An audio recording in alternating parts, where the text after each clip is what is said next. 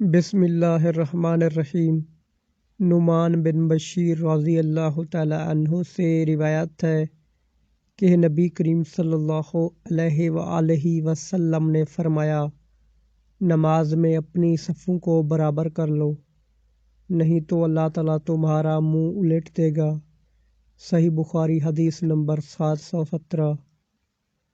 انس بن مالک رضی اللہ تعالی عنہ سے روایت ہے کہ نبی کریم صلی اللہ علیہ وآلہ وسلم نے فرمایا، میں نماز شروع کر دیتا ہوں، ارادہ یہ ہوتا ہے کہ نماز طویل کروں، لیکن بچے کے رونے کی آواز سن کر مختصر کر دیتا ہوں، کیونکہ مجھے معلوم ہے کہ ماں کے دل پر بچے کے رونے سے کیسی چوٹ پڑتی ہے۔ صحیح بخاری حدیث نمبر 709۔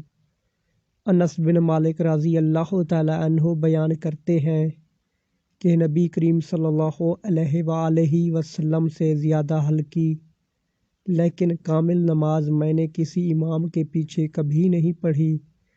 آپ صلی اللہ علیہ وآلہ وسلم کا یہ حال تھا کہ اگر آپ صلی اللہ علیہ وآلہ وسلم بچے کے رونے کی آواز سن لیتے تو اس خیال سے کہ اس کی ماں کہیں پریشانی میں نہ مبتلا ہو جائے، نماز مختصر کر دیتے۔